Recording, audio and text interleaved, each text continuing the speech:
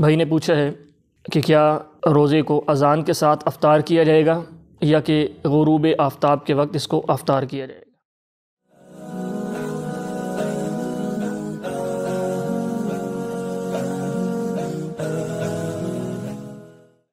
ان الحمد للہ حمدا کثیرا طیبا مبارکا فیہ كما يحب ربنا ويرضى أشهد أن لا إله إلا الله وحده لا شريك له وأشهد أن محمدا عبده ورسوله صلى الله عليه وآله وسلم.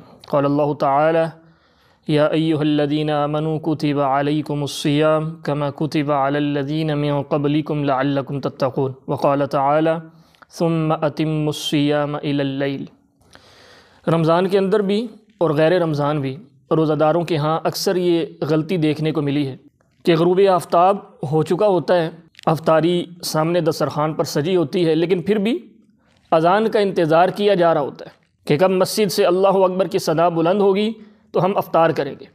اور بعض لوگ احتیاطی طور پر کسی مسجد سے اذان کی آواز بلند ہو پھر بھی احتیاطی طور پر کچھ منٹ اور کچھ سیکنڈ کے بعد روزہ افطار کرتے ہیں. تو اللہ کے رسول صلی اللہ علیہ وسلم کی اس حدیث کو سمجھ لیجیے. میرے محبوب فرماتے ہیں کہ میری امت اس وقت تک خیر پر رہے گی جب تک سحری کے اندر تاخیر کرے گی اور افطاری کے اندر جلدی کرے گی.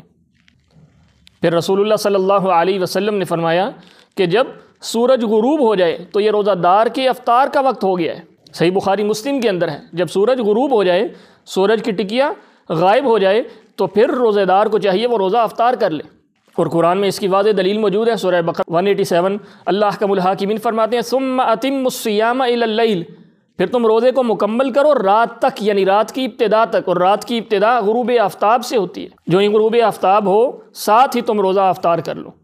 اور التمہید کے اندر علامہ ابن عبد البر رحمہ اللہ تعالی انہوں نے اجماع نقل کیا ہے اور فرماتے ہیں روزے کے لیے جو ٹائم واجب ہے، جتنا ٹائم روزہ رکھنا واجب ہے وہ طلوع فجر سے لے کر وہ غروب آفتاب تک ہے.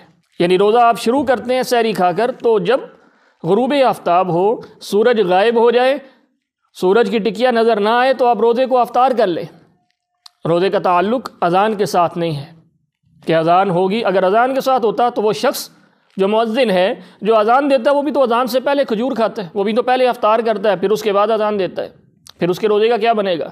تو اللہ کے رسول صلی اللہ علیہ وسلم کی احادیث پر عمل کرتے ہوئے اپنے روزے کو صحیح معنوں میں مکمل کیجئے. جب سورج غروب ہو جائے تو روزے کو افطار کر لیجئے. صبح سحری سے لے کر غروب آفتاب تک یہی وہ ٹائم ہے جو روزے کا ٹائم ہے، اور اسی ٹائم میں روزہ رکھنا فرض اور واجب ہے. لہذا اس سے آگے روزے کو مت بڑھائیے، نہ 1 منٹ، نہ 2 منٹ، نہ کسی احتیاط کے پیش نظر.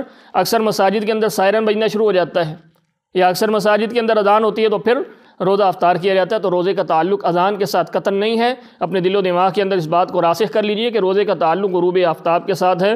آج کل کیلنڈر آلریڈی آتے ہیں، ان کے اندر شیڈول موجود ہوتا ہے غروب آفتاب کا، میقات الصیام. آپ اس کیلنڈر کے اندر دیکھیے روزے کا ٹائم ہو گیا ہے، بغیر کسی جھجک کے، بغیر کسی ڈر اور خوف کے آپ اپنے روزے کو افطار کر لیجئے، کیونکہ غروب آفتاب کا جو وقت ہے وہی کیلنڈر کے اوپر لکھا ہوتا ہے، درج ہوتا ہے. اللہ احکم الحاکمین. عمل پیرا ہونے کی توفیق.